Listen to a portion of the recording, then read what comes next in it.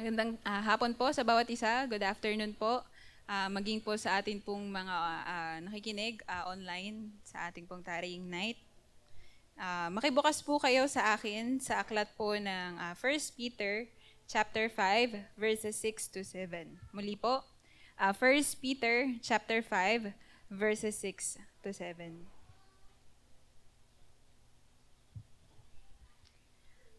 Ang sabi po dito, humble yourselves, therefore, under God's mighty hand, that He may lift you up in due time. Cast all your anxiety on Him, because He cares for you. Tayo po ay manalangin.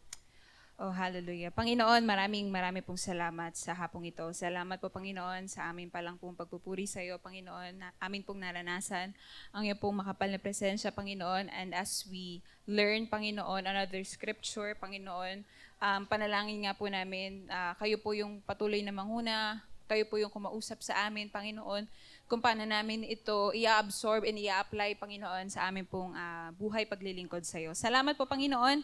Ito po aming panalangin sa pangalan ni Jesus. Amen. Pwede po ba nating palakpakan ng Panginoon? Amen. Pampalakas loob din po. Ayan, muli po, magandang hapon po sa inyong lahat. Ito pong 1 Peter, yung binasa po natin, it is one of the final message po ni Peter, especially po sa churches po sa Asia who is under affliction, who is under persecution.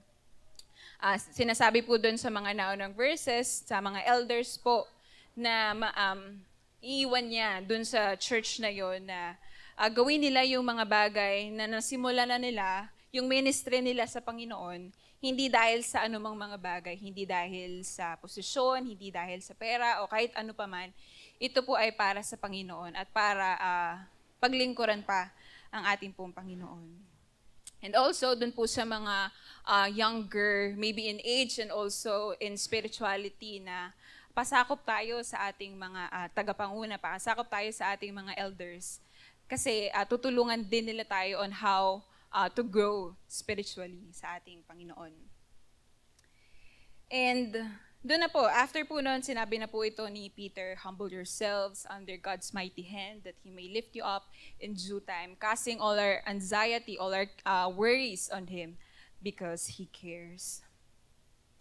December na po, amen? And God has been faithful in our lives. Amen po ba?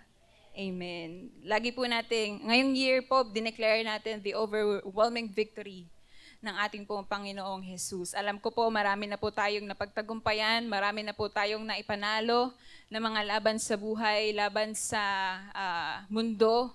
And right now po, paano natin to ipagpapatuloy pa na sa mga susunod na pwede nating maranasan? Ano yung mga reminders sa atin ni Peter kung paano tayo sure win, kumbaga. Yun po yung pag-aaralan natin sa hapong ito, sure win, na hindi na mananalo ba ako? Pagtatagumpayan ko to. Sigurado ka na mananalo ka. Amen?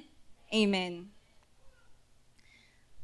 Amen. Sabi po dun sa first part nung verses, humble yourselves, therefore, under the mighty hand of God, and He may lift you up in due time. So, una ko pong nakita dito, dalawang bagay po. Number one is to submit yourself.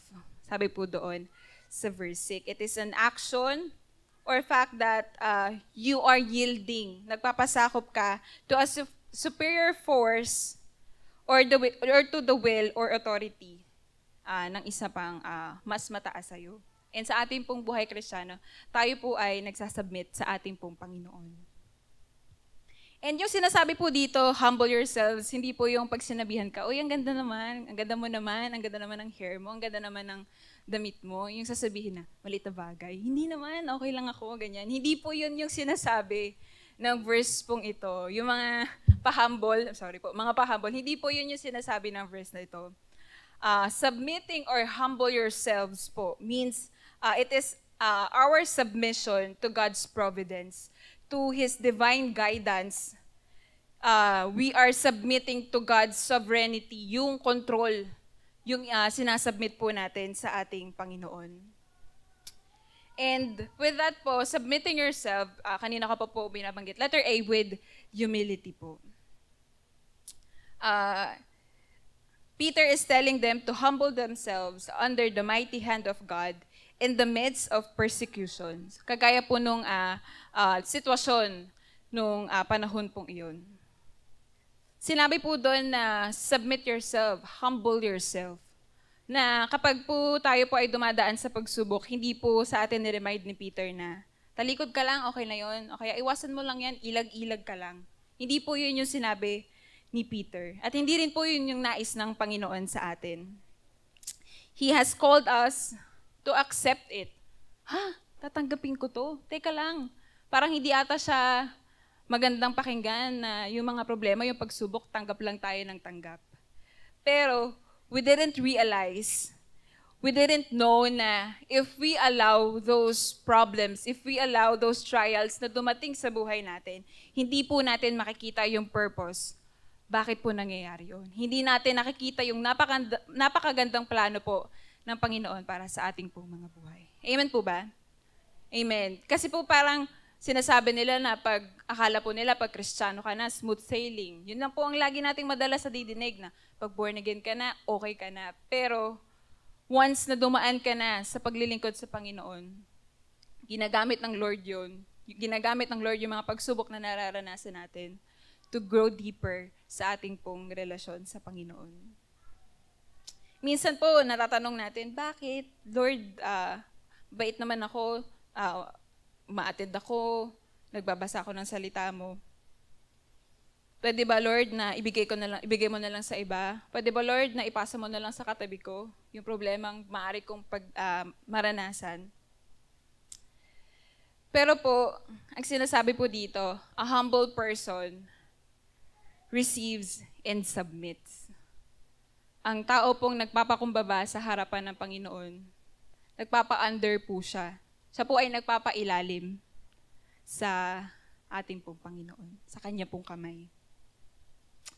Kagaya po yung nauso na challenge na spit or swallow challenge. May ipapatikim po sa inyong any kind of drink, any kind of liquid na pag hindi siya maganda sa panlasa mo, isispit mo na lang, idudura mo na lang. Pag okay, swallow lang. Hindi po ganun sa ating relasyon sa Panginoon. Hindi mo siya pwedeng ispit lang. Kasi pag ganun, hindi mo mapagtatagumpayan yung problema yun. Hindi mo maipapanalo. Hindi mo mananamnam kung bakit yun nangyayari sa'yo. Amen po ba? Amen.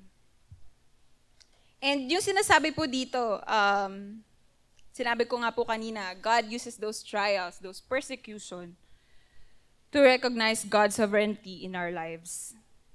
And yung humility pong sinasabi dito, it doesn't mean na nagpailalim ka lang, you are weak, nagpailalim ka lang, nakakaisip ka na mababa ako, parang kumbaga nagsi-self-pity ka.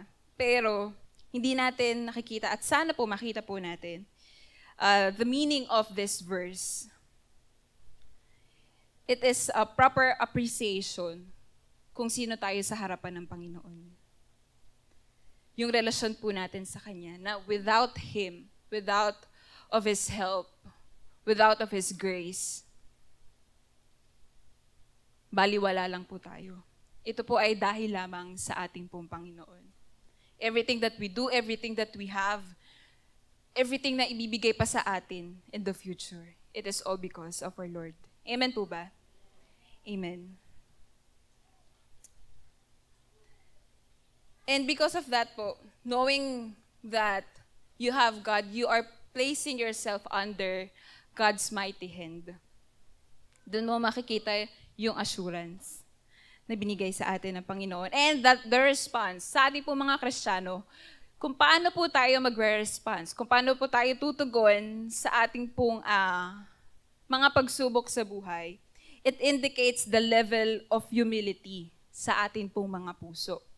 Kung paano po tayo gagalaw, kung paano po tayo kikilos once we have this trial in our lives. Doon po makikita kung tayo po ba ay nagpapakumbaba sa harapan ng Panginoon. Are we submitting ourselves? O, wait lang Lord, parang hindi ko po kaya. Wait lang Lord, parang ang laki niyang bagay. Hindi ko siya kayang ibigay sa'yo. Or minsan baka po naisip natin, we are being controlled ng ating pong mga desires. We are being controlled ng ating pong pride. Na minsan na pag na-experience po natin yon, hindi po natin nakikita the purpose of it.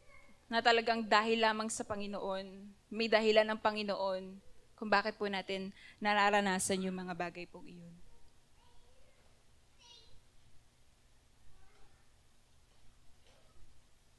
And we will recognize also na sa lahat ng yun, hindi natin kaya kung walang ating pong Panginoong Jesus.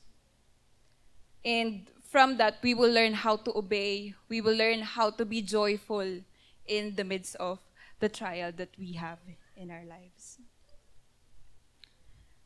Kagaya po ng isa sa mga greatest example of humility na nakita ko po sa Bible, it is when Jesus is praying po sa Gethsemane, bago po siya i-betray, bago po ang maganap yung greatest sacrifice sa sangkatauhan.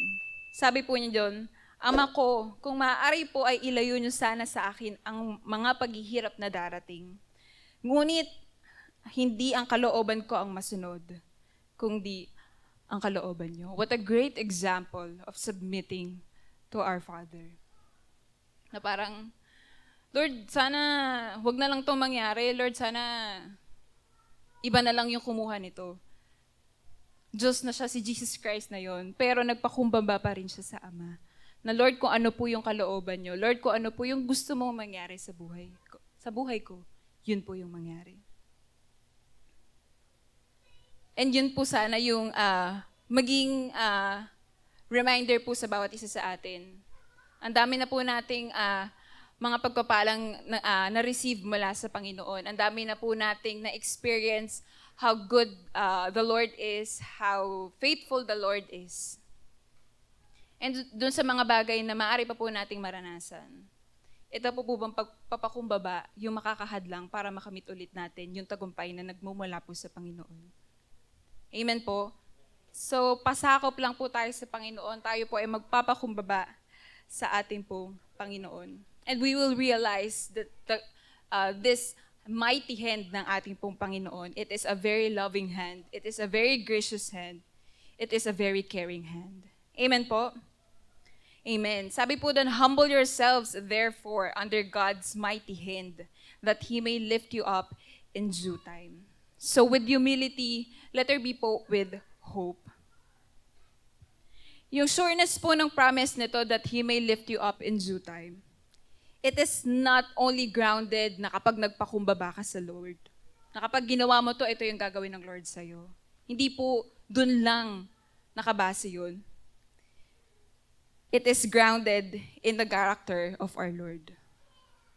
Ito po ay nakabatay sa character ng ating pong Panginoon.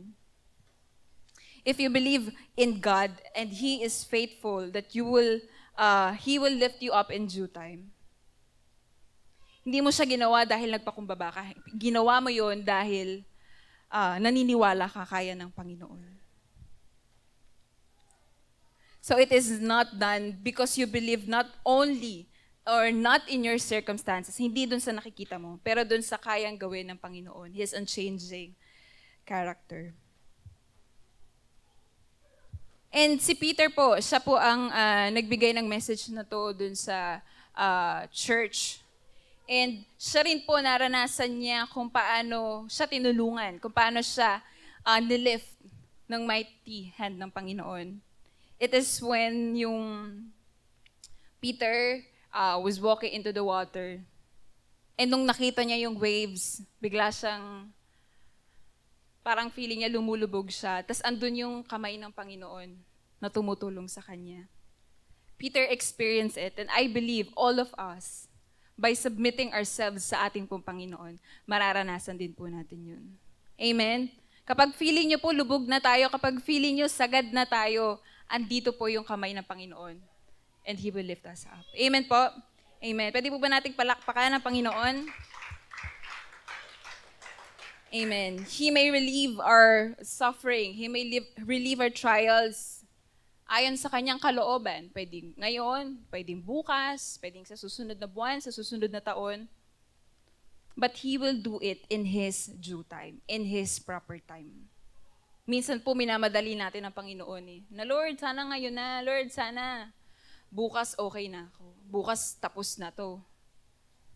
Pero by submitting ourselves sa ating Panginoon,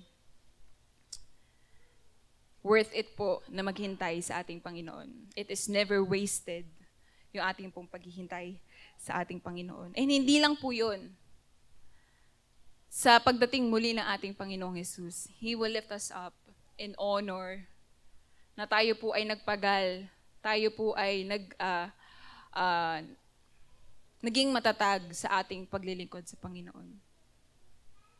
At andun na tayo, sabi nga ni Kuya, naalala ko, sumot lang yung bumbunan niya sa langit. Ibang fulfillment na bilang Kristiyano, ibang saya na yung nararanasan niya. He will lift us up and He will wipe away the tears in our eyes, the problems that we have, and death is defeated forever. Amen po. So this is the pathway, a humble and a willing heart. Lagi tumatak po talaga sa akin yung shinare ng isang youth leader po namin ng youth camp. The only way up is down. Buntik pang nalito. The only way up is down. Hindi mo mararanasang maitaas kasi pag feeling mo, andun ka ni.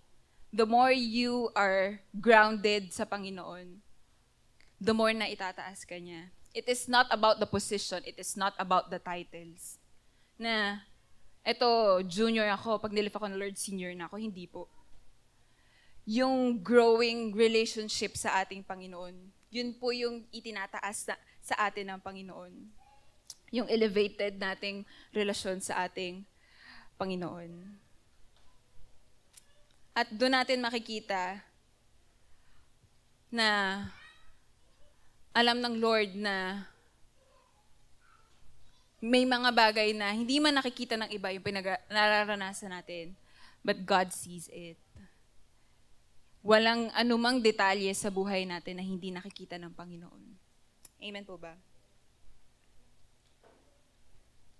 Amen. So, for us to have a humble heart, talaga pong, sabi ko nga po, grounded tayo sa ating Panginoon. And for us, na nandito po tayo sa simbahan, humbling ourselves also sa church, which is tayo po ay teachable, tayo po ay approachable, na anuman po ituro sa atin ng ating po mga elders, anuman po yung ituro sa atin po ng ating po mga pastor, na nakakabuti po sa ating relasyon sa Panginoon. Atin po itong sundin. Atin po itong ipamuhay. Kasi ginagamit din sila ng Panginoon for us to grow sa atin pong relasyon sa ating Panginoon. And hindi lang siya basta nanamnamin mo, you are willing na magbabago sa Panginoon. You are willing to change your past, you are willing to change your nature. Kasi minsan nasasabi natin na, eto ako ganito talaga ako, maingay talaga ako, mahiyain lang ako.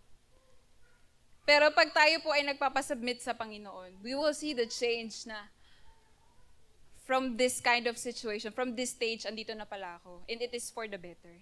Amen po? Amen. So let us remind ourselves to submit into God's mighty hand. So, yun po yung number 1. We should submit ourselves sa ating pong Panginoon. And number 2 po, it is to surrender your worries or surrender our worries. Sabi po doon, cast all your anxiety on Him because He cares for you.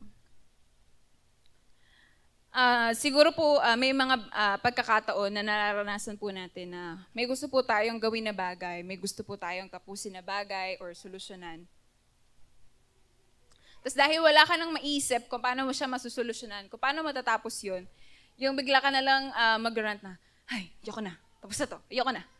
Minsan po dumadating po tayo sa pagkakataon na gano'n na, para lang matapos yung feeling nararamdaman mo, ay, stop na ako, ayoko na. Pero by submitting ourselves sa ating Panginoon, it is also a reminder for us na yung worries natin, kung ano man yung nararanasan natin, isurrender po natin sa ating pong. Isurrender po natin sa Panginoon. Sabi po doon, nung Thursday po, tinuro po ni Nathan to be, consider it pure joy in times of trial. Sabi po ni Tito Junior kahapon, do not worry, be happy by seeking God's first. So ngayon po, ilalagak natin what we will do. Ano yung gagawin natin dun sa worry na sinasabi sa atin ng mga nakakaraang araw. At ito po yung ilagak natin sa Panginoon. God wants us to have a worry-free life. So atin po itong ilagak sa Panginoon. Mahirap man po, ang daming, feeling mo, ang dami niyang nakasalalay na pag hindi ko to binigay sa Panginoon. Pero sabi po doon, cast all your anxieties on Him. So sabi po doon, casting all. So we surrender our worries sa Panginoon. Letter A, completely.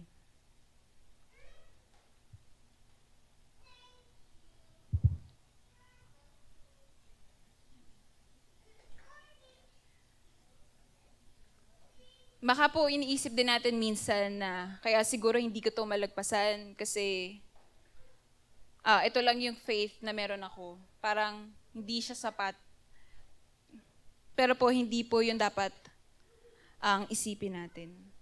Parang I just got to have faith for me to get out of it. Pero po, yung faith na meron po tayo is staying under God's mighty hand and trust Him that the solution will come in His time. Hindi, yun po yung faith na dapat meron po tayo. Hindi yung kung ano yung nasa atin, pero kung ano po yung meron ng ating pong Panginoon.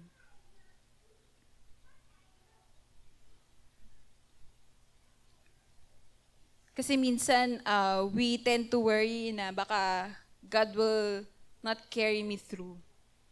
Pero hindi po tama yun. Hindi po siya totoo. God will carry us through sa mga bagay na nararanasan po natin. And surrendering ourselves, surrendering our worries, it isn't the same thing as giving up. Minsan akala natin, lalo na po sa Panginoon, na kapag sinabi natin, ayoko na, I surrender. Hindi po siya giving up when God is involved.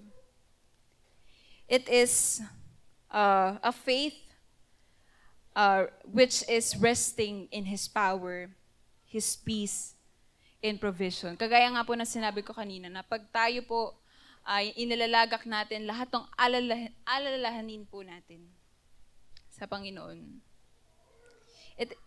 It is submitting na, Lord, ito po yung lahat ng worries ko. Kayo na po ang bahala sa lahat ng iyon. So, don't just give up dun sa defeat na pwede mong maranasan. Dahil ini-embrace mo yung worrying yun. Ilagak po natin sa ating Panginoon. Surrendering is stop fighting on what you feel, on what you want to fight for. It is submitting that the battle belongs to our Lord. It's surrendering is stopping our resistance na ayoko eh. Pero surrendering our worries na talagang ibibigay mo sa Kanya lahat. No reservations. No, parang kumbaga touch mo. Pag binigay mo, bigay mo na. Kasi si Lord naman yun eh. Sa lahat ng pwede mong pagkatiwalaan, magdududa ka pa ba sa Panginoon?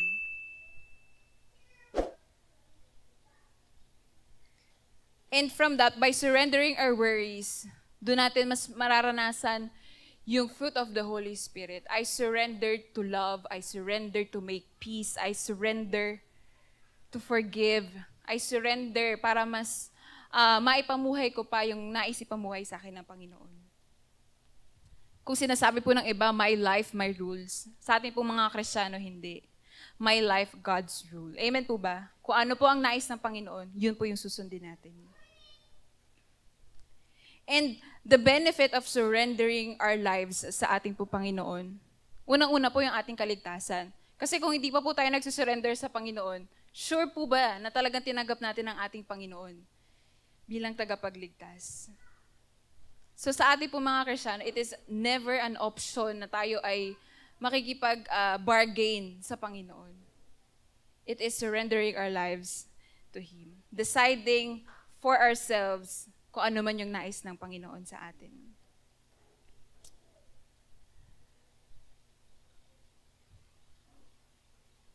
We often believe surrender means missing out or receiving less kasi binigay mo na.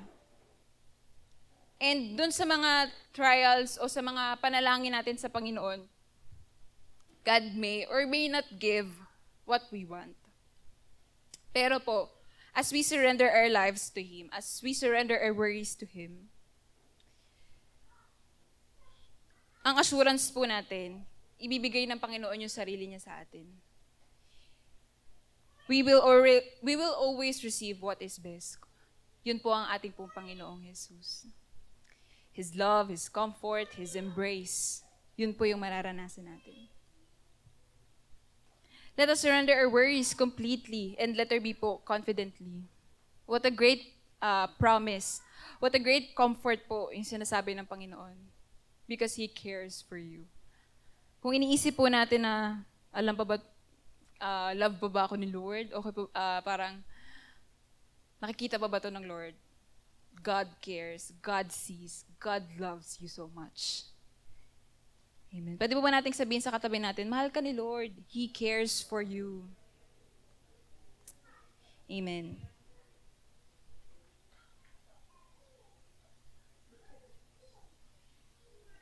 He cares for us. He cares about your going through, what you're going through. Hindi sa kung ano yung i-offer mo sa Lord. He cares for you. Hindi siya He cares for your achievements. He cares for the things that you have right now. He cares for you as a whole.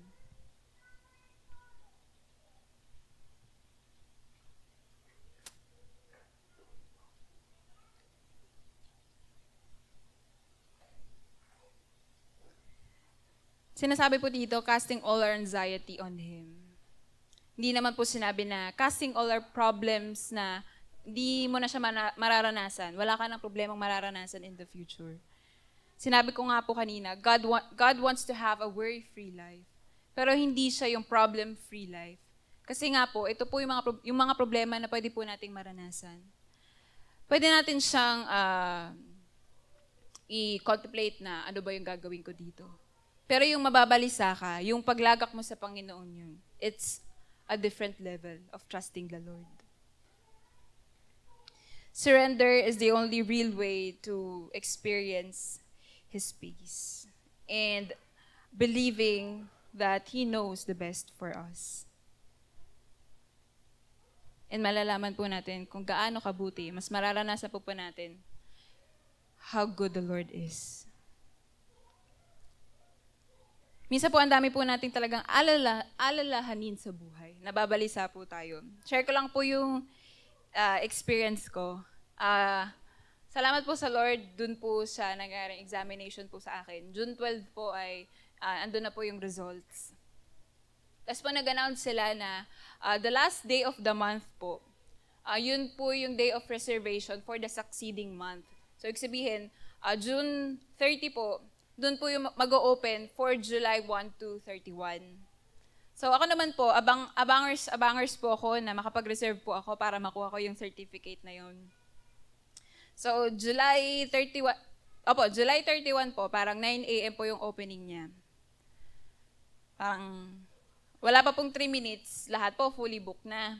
So inisip ko na lang, sige Lord, next month ulit, magta-try po ulit ako.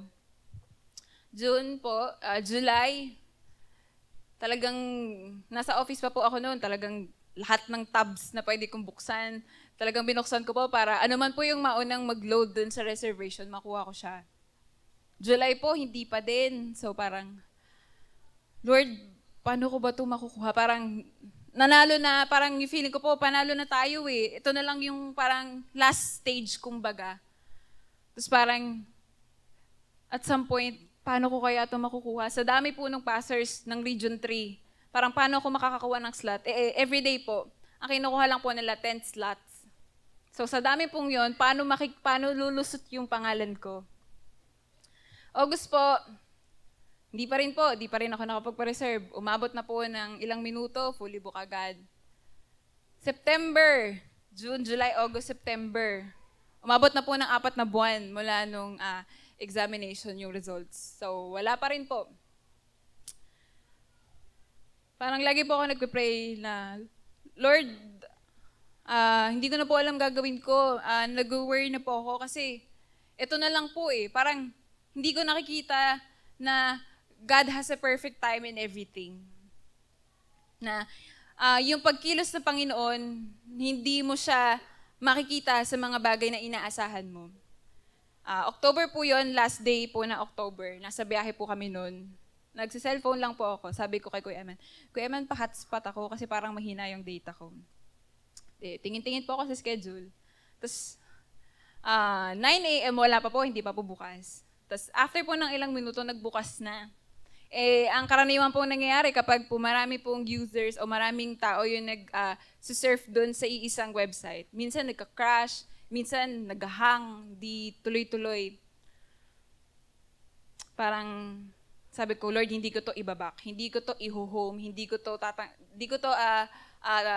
bibitawan. So, hinayaan ko lang po. Di ko po alam kung okay pa yung internet connection ko, di ko po alam kung nag-hang lang ba siya, mahina lang ba yung phone ko. Pero salamat po sa Panginoon. Sa 10 pangalan po kada araw na pwedeng makapagpa-reserve, isa po yung pangalan ko, and thanks be to God, nakukuha ko na po siya. So salamat po sa Panginoon na talagang ilalagak mo lang sa Panginoon eh. Parang panalo ka ni, pero bakit ka pa mag-worry, bakit ka pa mababalisa? Na pag talagang binigay mo sa Lord, yung pagkakataon pong yun, talagang andun na po yung comfort ng Panginoon sa akin na ako bahala sa'yo. Hindi kita pababayaan. And from that po, talagang hindi ako hurt physically, hindi ako drained physically, pero sa pagkilos po ng Panginoon, talagang naranasan ko po yung paggalaw, yung pabor po ng Panginoon sa buhay natin. So as we surrender our worries sa Panginoon, we have this confidence na I know what you're going through. Tutulungan kita. I know what you're going through. Hindi kita pababayaan. Amen po. Sige po, tayo po ay manalangin. Oh, hallelujah.